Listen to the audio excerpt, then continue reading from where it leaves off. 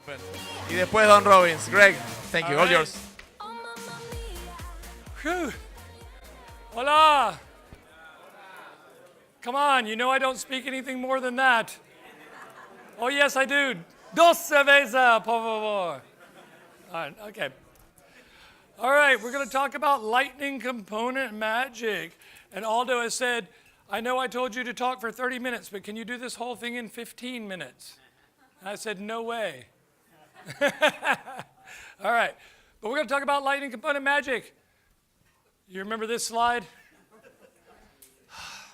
How many times have you seen this slide today? Yes, probably 7. Okay, I will be talking about some future stuff. So you have to remember that slide.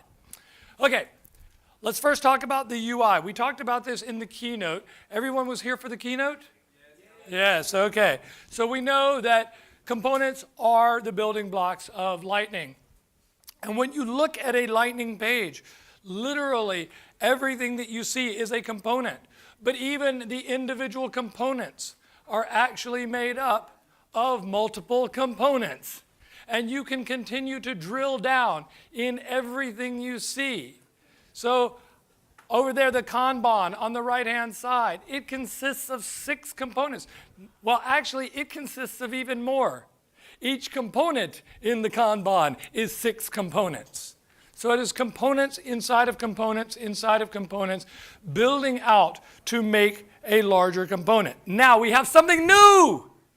Now, right now, in your spring orgs, we have something new that is available to you. It is called the Lightning Component Library. It is the answer to the question, how do I know what components I have available to me? Now, do you want to know a secret? Sure. Yes? This was there in your own org in winter. But we hid it so well that nobody found it. And we realized that's probably not a good idea.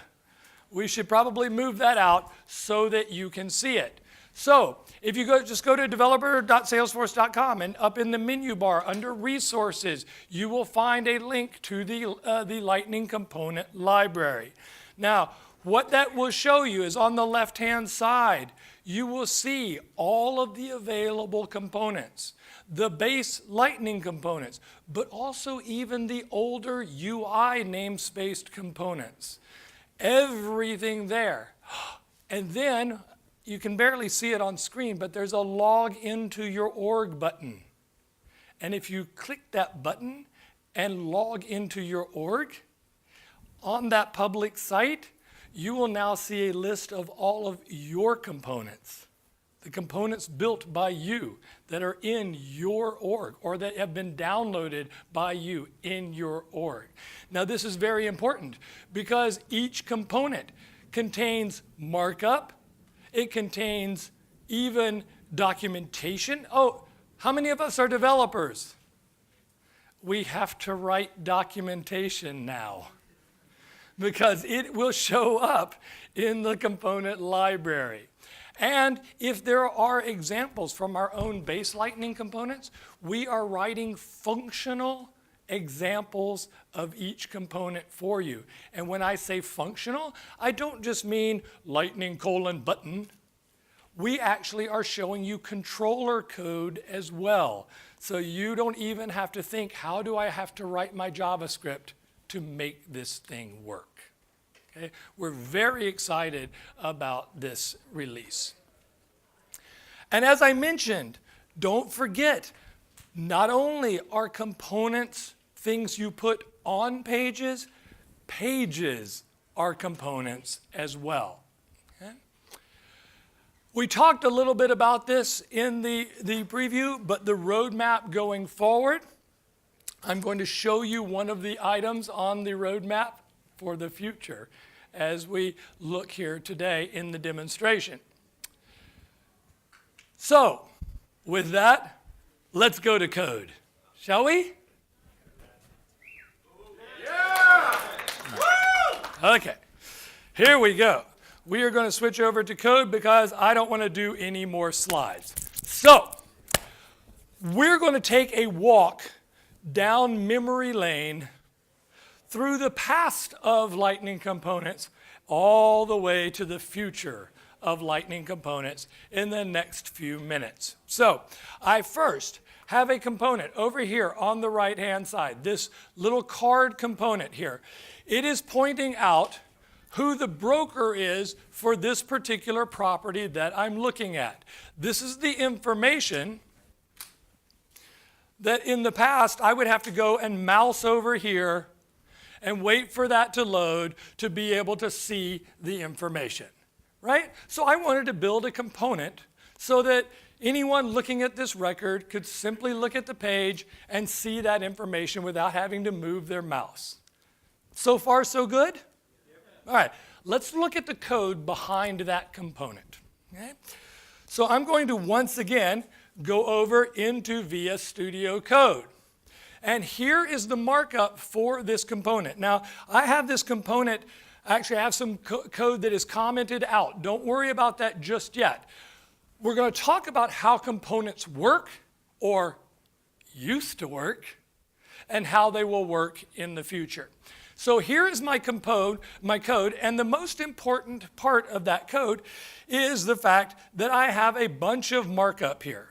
So this is just a bunch of HTML markup that is showing me, oh, I want to see the broker's picture, I want to see the broker's name, I want to see the broker's phone number, and so on. And all of this data, we can see, is being pulled from an Aura attribute. For example, here I have phone. It is being pulled from an Aura attribute named broker. If I go back up here, here is that Aura attribute. So that is where I am storing the data that is coming back from the server. How is it getting here from the server? Well, I am firing an event called init. The init event says when we are initializing the component, when the component is loading on the page, I want to actually fire something called doInit, which is going to be my JavaScript function that is inside of my client-side controller. So if we look at my client-side controller, we can see that here is the doInit function. The doInit function is telling us we are going to the server, we are going to call an Apex method called getBroker. For that Apex method, I am going to pass some parameters. I am going to set a record ID.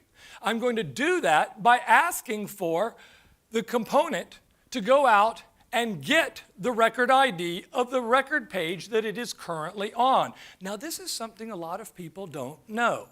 There is actually something that you can put in your component called force has record ID. That is an interface that instructs the component to ask the page, what record am I currently looking at? What record am I on? Give me that ID. So we're going to pass that ID into our Apex controller as the parameter called record ID. Then we are going to set a callback because, of course, you know how the web is. Some days it's fast. Some days, not so fast. And we don't know how long it's going to take to ask for the information that we are requesting. Therefore, we're going to say we will set a callback, which means simply go off and do your thing, and when you come back, we will continue our conversation. Once we come back, we are going to set a variable called broker info that is going to get the return value from the response coming back from the server, and we are then going to go back into our component and we are going to set that broker attribute to be equal to the information we've brought back. Everybody okay so far? Yes? See? See, okay. So that, my friends, is how we have been doing it forever. That is how that component, that is how every component that we have ever built has had to do things. It goes down, it lands on the page, then we go back to the server and say, weren't we just here? I should have brought some information with me when I came back down to the client. That is the problem. That is the problem that I ran into when I joined Salesforce.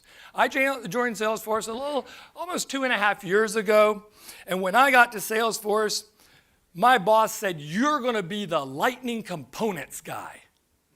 And I said, okay, I have a question. He said, what's that? I said, what's a Lightning component? He goes, that's what you have to go figure out and start talking to people about. I said, oh, okay. So I started building my first component. And the very first thing that happened, I got the component starting to work. I could put a UI on the page and everything. But then I got some data. I figured out how to do Apex. Remember? It's just like Java. It's easy. Yeah. Right? So I then thought, I know, you know what I would like to do with my component? I wanted to be able to change a value on the record. And when I changed the value on the record, I wanted the component to update because of that change. That seems very simple and logical, right? Yeah, of course. I couldn't figure it out. Just could not make it work. No matter what I did, couldn't make it work. I went to one of my colleagues, one of the other members of my team who had been working a little bit on Lightning components. And I said, hey, I have this problem. He said, what's that? I said, I have this component. I want to change something on the record, and I want the component to update to reflect the new value. And he said, oh, that's easy. I said, really? How do you do it? He said, refresh the page. Really? Really? And he said, really? And that's where we started our journey with Lightning components. So that, of course, is not something that you're going to want to, as a developer, I don't want to do something stupid like that. I want my components to be smart, right? So that's where we came up with something. That something is called the Lightning Data Service. Now, the Lightning Data Service is actually called Force Record Data. And if you can't see that, let me make that a little bit bigger for you. There you go. Force Record Data. This is how we work with the Lightning Data Service in Lightning Components. Now, let's talk about what is Force Record Data or the Lightning Data Service. It is your replacement for Apex code. To allow us to do that, create, read, update, and deleting of records. Now, let me break this down for you so that you understand how to work with this. Move this out just a little bit. There we go. So, the first thing that we need to know is that there is an Aura ID. This is how we identify this instance of Force Record Data because we are going to need to talk to that thing a little bit later. Then, every instance of Force Record Data has a Record ID attribute. The Record ID attribute performs magic because when you give Force Record Data a Record ID, when you assign a Record ID to Force Record Data, it immediately says, oh, I have a Record ID. Let me run off to the server and get all the fields for you. So when this component now loads on the page, it's going to say, oh, here's a Record ID. This is the page you're on. It's going to say, I'm going to run off and get all of that data. And then the page is going to say, wait, come back. Come back. We got to talk. Because this is the Record ID of the page that I'm on, which means we already went and got the data. So Force Record Data says, oh, you already have it? Cool. Give it to me. And so the page says, okay, here is your data. And we are going to put that data into something we call target fields. The target fields is just an Aura ID called property, and it's right up here. So we're going to take all the fields that we've retrieved, and we are going to put them into that place, all the values. Now, I said we're going to do all of them. That's not always true, because we also have a property called layout type. Layout type equals full, means go get all of the fields. Give me all of the fields that my permission set allows me to see. There's also layout type equals compact. So then it would look at the compact layout coming from your page layout editor and give me just those fields. Now, if for some reason you don't want all of those, there is also a fields attribute. And you can just list a comma-separated list of fields. So if I just want name, city, state, country, phone number, I can just list them off. And those are the only fields we will put into the target fields attribute. Now, why are we doing this?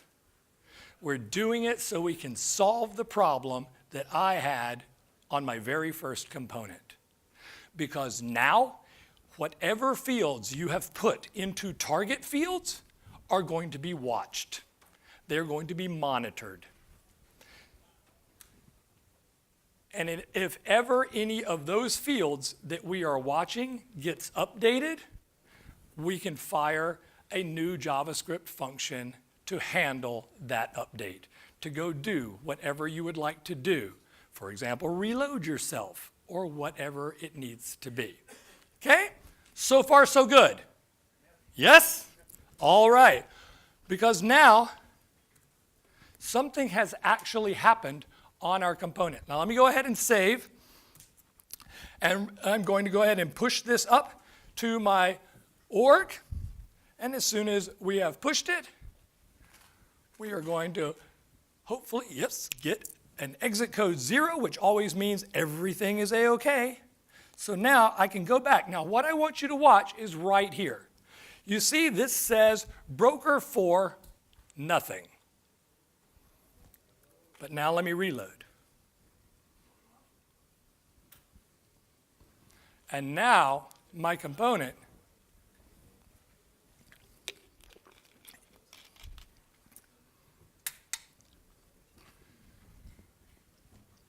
is going to say broker for 18 Henry Street. What? How did that happen? I told you. It's watching that. It's watching that. Which means if I change the name of the street and save, my component just updated. Woo!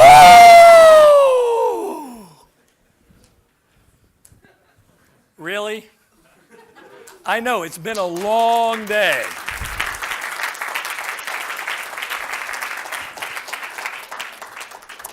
All right. Sorry, I have a question. What happens if you update from a different tab? Okay, hold that thought. I might be able to answer that in a second. Okay, so we've just updated our component based upon a change happening in our record. Okay? Now that's pretty cool. But I know some of you don't believe me. Some of you still think there's some magic going on. There is, but I'm going to prove it. Because what I'm going to do is I'm going to go back over here, and I'm just going to take this line of code and comment it out. Now, if you can't see that, that is my enqueue action. That means I am not going to call the Apex class. Okay? We're not going to do any Apex. All right, are you ready so far? Still good? Okay. Because now I'm going to save that. Once again, I'm going to push it up to my org. And once we have pushed this up to our org, we are going to refresh again. There we are. And now I have a problem. Because now I have no data. There's no data about my broker. There's no data about my broker because there was never any data that was being delivered about my broker except through my Apex class. Since I'm not calling my Apex class anymore, I have no data. So how do I fix that? Well, let's do it like this. Let's go back over to our component.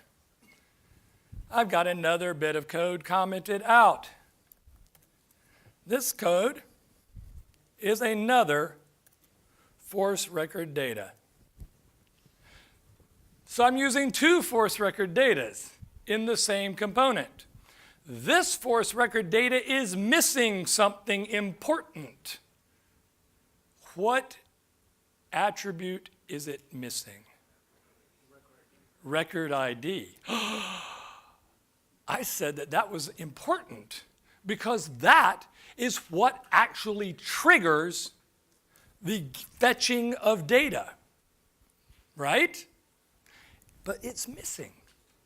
So let's go take a look at this one, the update record or update broker function, and see what it says to do. That update broker function is doing absolutely nothing right now. So I'm going to uncomment some code and tell you that now what this is going to mean is that when our component loads, the first force record data is going to receive its record ID. The moment it receives its record ID, that, my friends, is an update record event. It says, I was empty, now I'm not. So therefore, I should fire update broker. Update broker is then going to say, I want you to go out and find broker record. That's the second force record ID. And then, force record data. And then I want you to set the record ID to be equal to whatever you just retrieved from the server without writing Apex as the ID for the broker. Once that happens, I'm going to say, go ahead and reload yourself. In other words, run off to the server and get the right data. So now, I'm going to save this. When it comes back, it's going to do something. When it comes back, it's going to take all the records for the broker and it is going to put them into target fields. But here's a problem. The target fields, when you say something like layout type equals full, are just the fields that you can see on the layout. Some fields we have for objects never appear on a layout. But that's okay for us too, because you can combine the fields attribute and the layout type attribute together. So we will go out and get all the fields of full or compact plus any additional fields that you specify. In this particular case, the picture. That's never on my actual layout. So it's going to combine all of those and it's going to put those into broker. Broker is, of course, that attribute up there that we previously were populating via our Apex controller. So far, so good? So now, my friends, if all has gone well, I will go ahead and push again. And this time, now we have two force record datas that are working together. And those force record datas are retrieving the data, the first one from the page itself. But the second one received its ID from the page and then said, I'll run back to the server and get all the fields for that record. Pretty cool? Yes? You don't sound like it. Okay, don't clap. I know it's cool, but Don't clap. All right. So that means that we're talking, our component is talking to the server without us writing Apex. What? Think about this. You just retrieved a record from the server without Apex. Woo!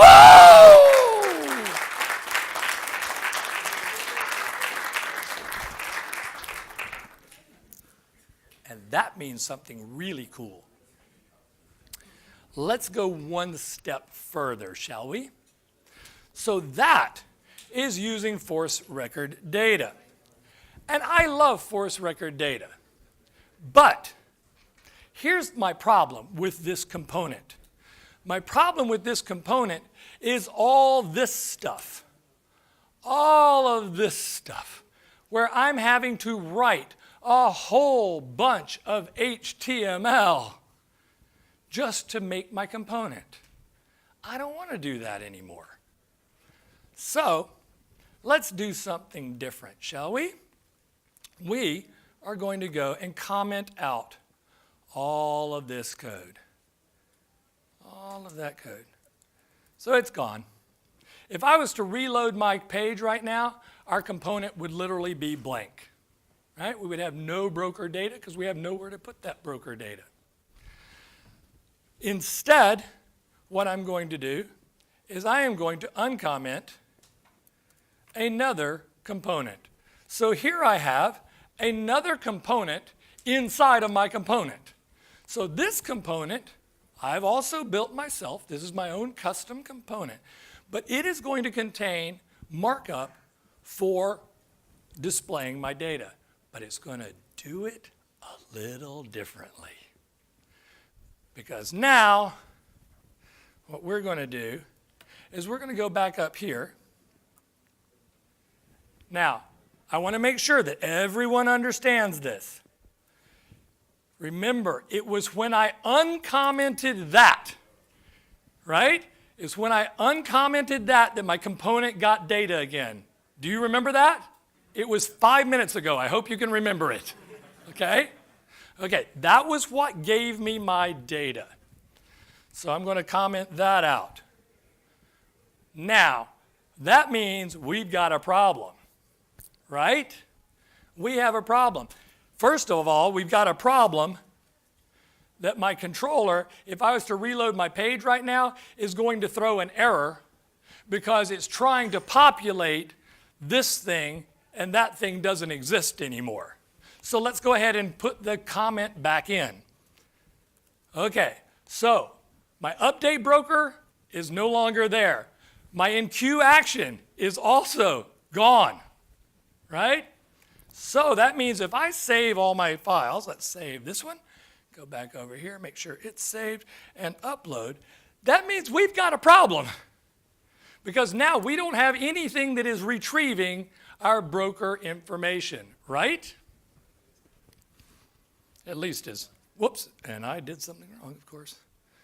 Let's see, what did it do? Oh, I did it again. Let's see, Oh, I did not do it again. You have an extra post At the bottom. Thank you very much. That was the one. I did this earlier today too. Boom, there we go. All right, thank you. Now, let's try pushing that up. One more time. Now we should see a code of 0, which means success. There we are. And let's go look at our page. Are you ready? Here we go. Cross my fingers. Because now,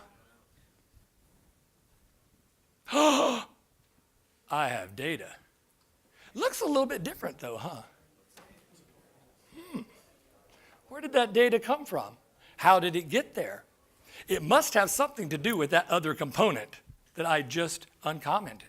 So let's go take a look at that component. That component, my friends, is called the broker details component. Remember, that was the one, if we look back over here, so when I uncommented that. It was called broker details. So there it is, broker details. We'll go look at that component. That component does not have a force record data. That component doesn't call out to a controller. That component has no init handler. How is this happening? It's happening through the magic of a new base lightning component. That base lightning component is right here. It is called Lightning Record View Form. Lightning Record View Form takes a couple of properties. What properties? It takes a record ID and it takes an object API name.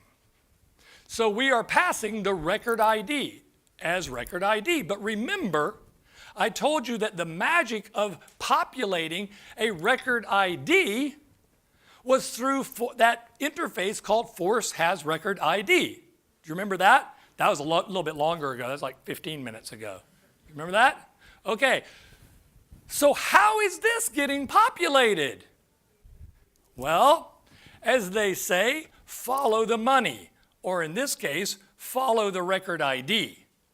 You see, because our record ID is being passed as an attribute by picking up the record or the ID for the broker off of our property record.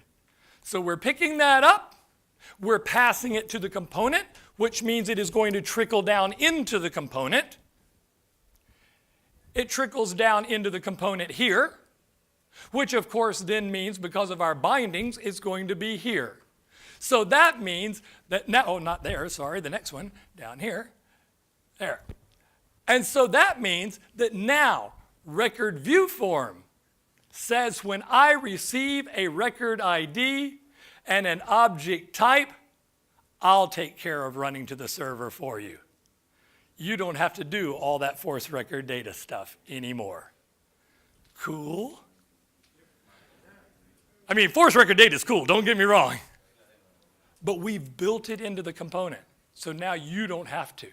Now, where are all the fields coming from? Once you build a force record data object, then all you need to do is to populate it with lightning output fields. So this is lightning output field, and there's another lightning output field down here. Here's another one. And all we are doing is simply passing, if I can zoom out a little bit, all we are doing is passing the field name. Here's the magic. We will figure it out for you. You just tell us what field name, we'll go build the thing for you. And then it gets even more exciting.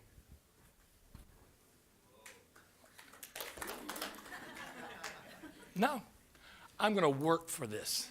All right? All right. Because I've got a little bit more code down here commented out. I'm going to go ahead and uncomment this code, and then we'll take a look at what it does. I'm going to save. I'm going to upload again, and then I'm going to go back to my org, and we are going to see that I'm going to do some magic for you. My last little bit of magic. Here we go. Now the form is loaded. We have our data. Did you notice I put some pencils in there?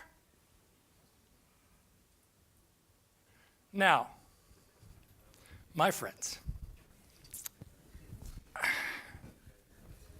are you ready? Yeah? Okay. All right. Here we go. I am looking, look, I am on the record. Let's make sure we're all on the same page, okay? All right. So, I am looking at the property record for 18 Henry Street. Yes? Yes. Oh, okay. But the broker is a different record, right? Yes. In order to edit it in your world, you have to go navigate over to the broker's record, right? Yeah. Here we go.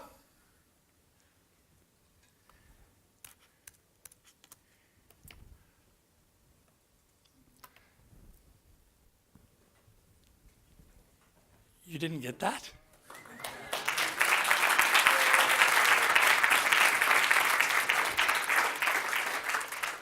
I just updated a record whose page I'm not even on. Do you know how much Apex was written there? How much JavaScript controller was there? Let's go find out, shall we? You want to do it? Let's go find. Hold on just a second. Let's go back over here. Here we go. All right. Here we go. I'm looking down through my code. Let me find what was that magic. That magic was this guy. If you're going to have a record view form, you got to have a record edit form. And new in spring is the record edit form. Now, along with an edit form, then I guess you would also need an input field instead of an output field, right? And if you're going to have an input field where you can change values, then I guess you just might want that form to save, right? Where is the save? Let's see, we've got an onSubmit on the form. Let's go take a look at that and see if it might be there. So let's go to our controller, and we see that we were supposed to onSubmit, let me go back there, onSubmit, where was it? Record edit form, here we are. Okay, onSubmit, we are supposed to do the fire toast function. But looking at the fire toast function, I'm sorry, there's nothing there about saving a record. You know why? Because I don't have to. Do you know how the save happens? The save happens, my friends, right here. Let me zoom in for you. There it is. That's all there is to it. Record edit form. All you have to do is simply put in a lightning button in the form that has the type submit. And when you click it, we will take care of saving or updating that record for you. And that's it. Cool? All right. Could it possibly get any cooler? I mean, seriously, could it? I'm sure it does. All right, so the last thing. As I said, we are handling, now I got to remember which way I'm supposed to go here, okay. We are handling all of these things for you, and I'm trying to remember which place, oh yes, there. I'm going to go over here to Carolyn King, and here I have another component. This component, again, you're already sort of getting the idea. Well, this component uses a data table. That's another base Lightning component. This base Lightning component allows us to do all sorts of things like sorting our columns and resizing our columns and all those kind of things. We have row-level actions. So maybe I wanted to go edit a property. There you go. That property dialog, I just decided instead of doing an inline edit, because data table doesn't support inline edit, until the summer release. So I built my own little form to pop up. And the reason I did that was I wanted to make sure you understand, my friends, this is a force record edit form. And what might that be? Well, of course, I told you we're going to take care of doing all the things for you, right? If that's a lookup field, we're going to make it a lookup field for you. Everything that you would expect is right there for you now. Could it get any better? Okay. Yes, it can get better. In summer, I so wanted to show this to you. However, I was out there talking to my engineer going, dude, it's not working. And he said, I know, I'm working on a bug right now. I said, you do realize I'm about to go on stage. He goes, oh, sorry. So I wanted so badly to show you this, but coming in summer, instead of that record view form, lightning layout item, lightning input field or output field, and all of that stuff. In summer, I'll just make this on a couple lines so you can see. In summer, my friends, there it is. That's it. Instead of lightning record form or record edit form, lightning record view form, all you will need in summer is lightning record form. Like this, that form would appear on the page as a read-only, a record view form, just like this.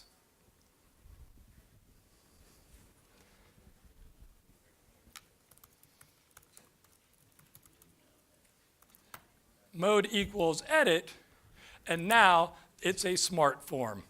Now it would be a view form until you mouse over the fields. Then you'll get your little pencil, you'll click on the pencil, you'll edit your fields, and you'll automatically get a save and a cancel button, and you hit save, and it goes back and becomes a record view form for you.